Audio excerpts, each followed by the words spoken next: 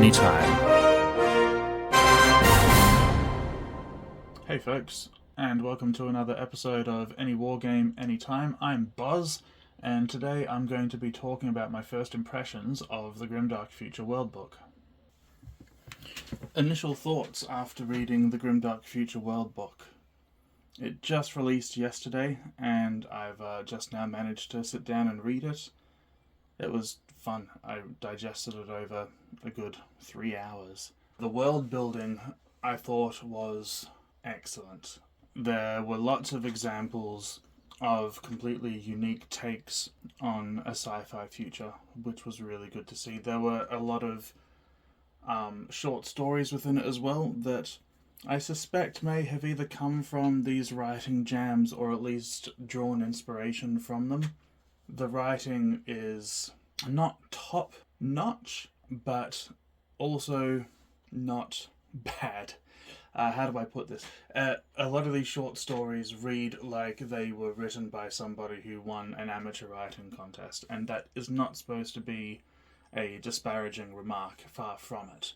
It shows that there's been really good integration with the community, and even if these were written by a paid team of writers, the style in which they have written them comes across as someone who's won a writing contest, an enthusiastic amateur, and I find that an enthusiastic amateur can write a good story and a compelling story, and this is the first of many times I'll compare this to the elephant in the room, Warhammer 40k. So that lore has been developed over the last 40 years, give or take. And a lot of the writing for that lore, especially in the last kind of 15-20 years since the advent of the Dark Library arm of Games Workshop, they've gotten really big authors, established authors, expanding their universe and deepening their lore, and it shows. I love reading Black Library stuff, it's amazing.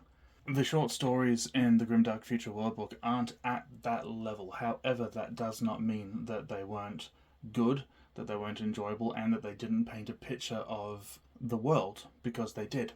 They very much did. I especially enjoyed the final one about the dwarf who loses her partner in an explosion, and it's only a short story, but I won't spoil the ending.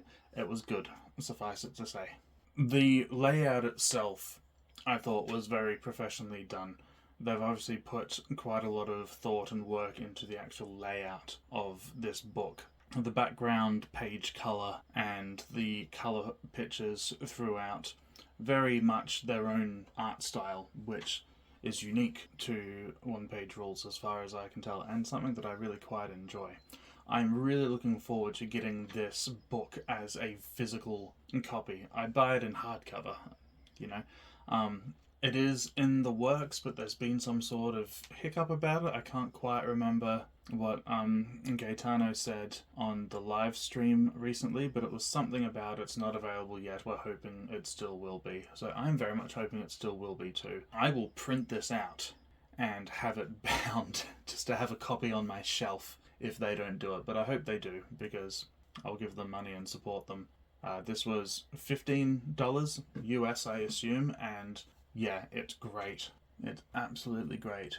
It goes into a lot of detail concerning the background of how humanity arrived in the Sirius sector, and it kind of brings this lore together in a way that you only could get from the various faction books before this, and so you were getting it kind of piecemeal, and now here it is laid out in front of us, the whole kind of start to finish, from humanity just expanding from Earth to what actually happened at the Radiance Cascade, and the founder, and then the conduit and everything. It really made everything make much more sense, and it was compelling. There are obvious tropes that have been used, and they're kind of saddled with a few things that they've inherited from being 40k light back in the day, like your Battle Brothers, your Custodian Brothers, your Prime Brothers. I guess they're kind of the main things, and while I do think they've done a good job integrating them into their own unique universe and story, there's only so much that you can overlook without going, yeah, this is rebranded Space Marines and rebranded Primaris and Custodes and whatnot.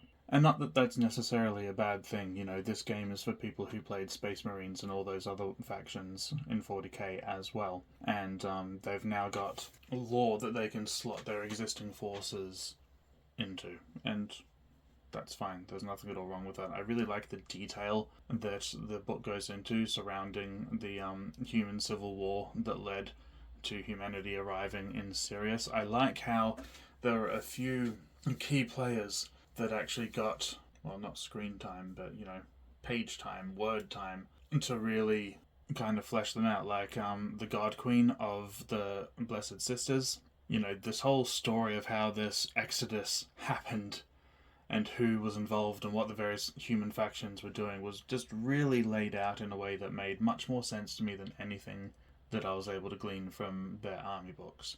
There are a few things that I thought were missing or that could have been gone into with a little more detail. For example, it's kind of hinted at somewhere that there's something wrong with the Havoc Guards and that's why they're sending demons through, or, you know, there's some sort of allusion to something to do with the Havoc Guards being, you know, a bit wrong or a bit sick or a bit, you know, looking for something to bolster them. So I don't know. Maybe it's something that's covered more in their army book. But I felt like in the world book, they give a lot of time and space to a lot of factions, and they don't really to Havoc. We know why the Havoc Brothers are the Havoc Brothers, and what's a good deviation from 40k lore is that they're not, you know, these original traitor legions who sided with the global government when the founder took over Earth. They're actually part of the brothers who came to Sirius, or, you know, got taken to Sirius rather. And so, yeah, I thought that was a good deviation and a good kind of play on that. You know, a good step away from 40k lore. But I would have liked to have had a little more information about that in the world book. They give a lot of time to Battle Brothers and the Protectorates and the Founder and the Conduit, and it just would have been nice to have a little bit more on Havoc as well. And that's kind of a similar theme. I mean, this is a world book. They're not going through every faction, and they've said as much. They spend a lot of time on the inner sphere and the outer sphere and the frontier, which is great. It's awesome to have background information about the entire galaxy in which our game takes place, but our game takes place in the Sirius sector.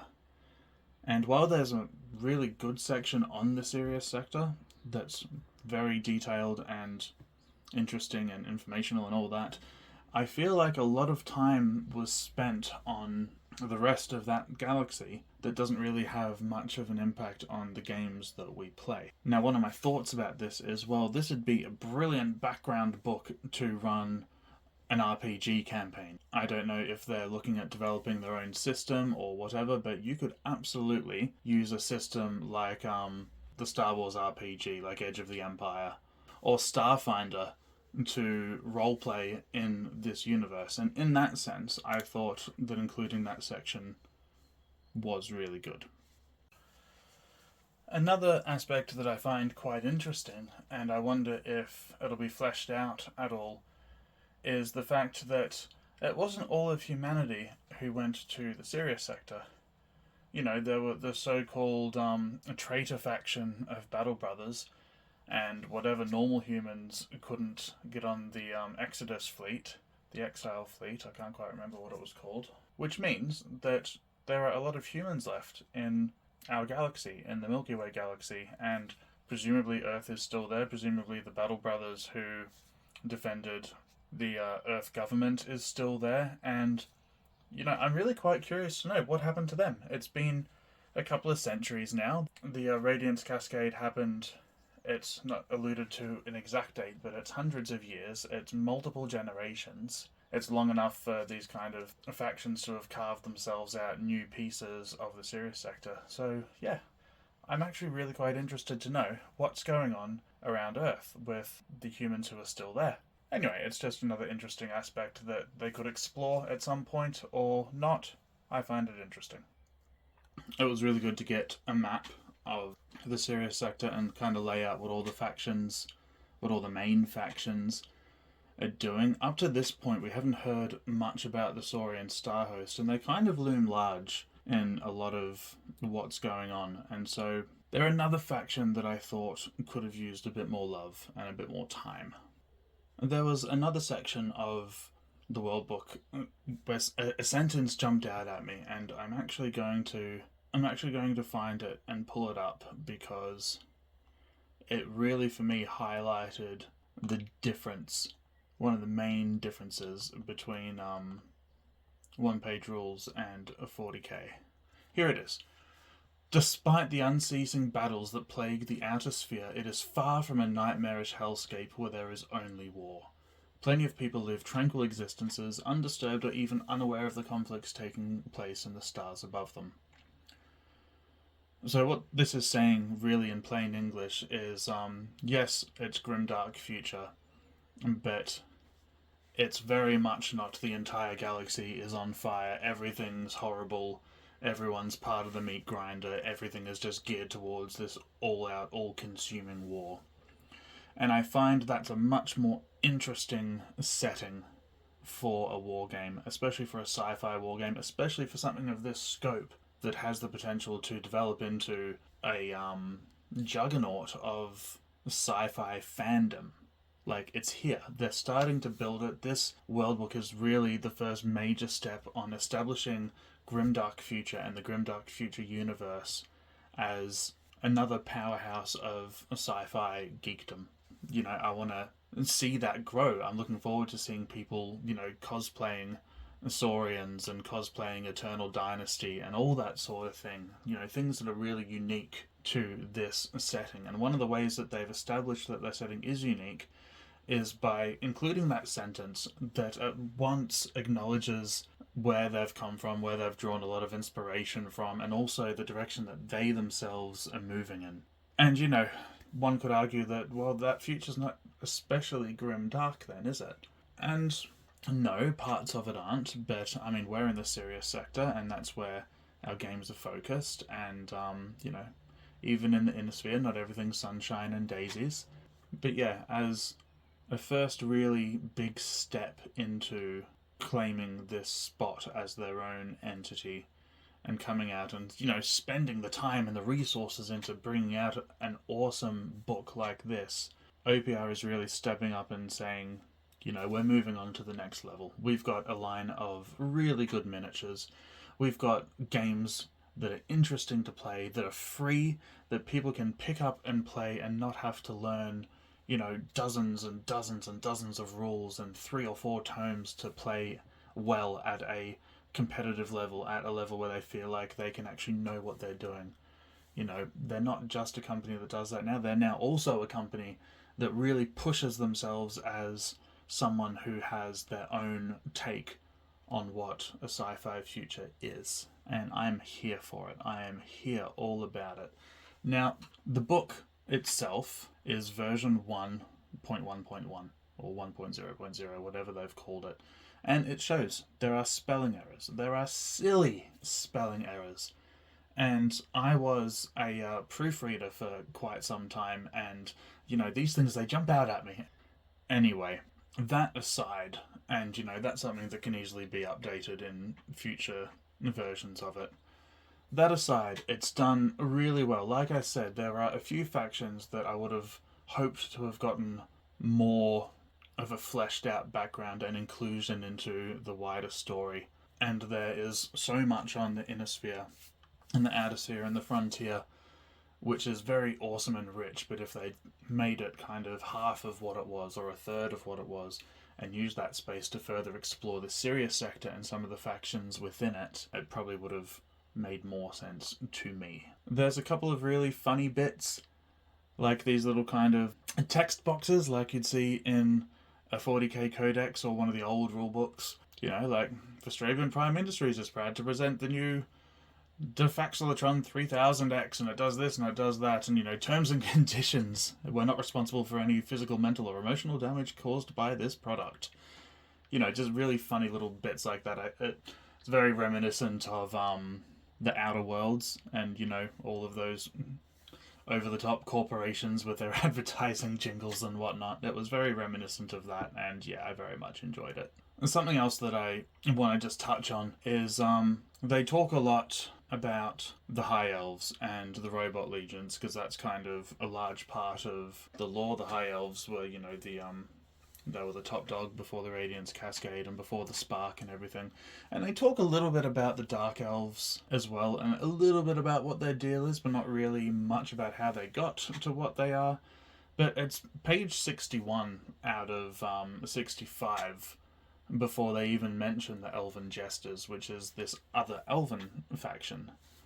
So yeah, I would have loved for them to have spent a bit more time on some of these factions. I know I've said that a lot. That's really my main criticism of the World Book, is that they spent a lot of time on different parts of the galaxy that could have otherwise been spent on more information about the factions and general lore and story of the Sirius sector. But that aside, it's brilliant. I love the art style. I love the inclusion of these short stories. And, at the back they've got, this is how you can continue the adventure and keep on exploring the universe. And it's obvious that this world book is a jumping off point into really investing a lot of time and expertise and energy into developing their own universe and their own lore.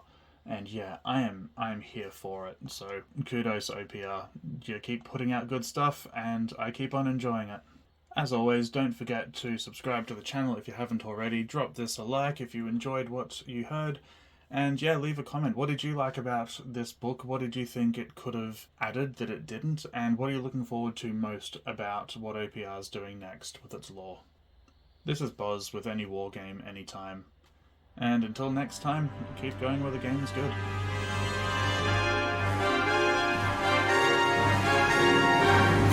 Any war game, anytime. Going where the game is good.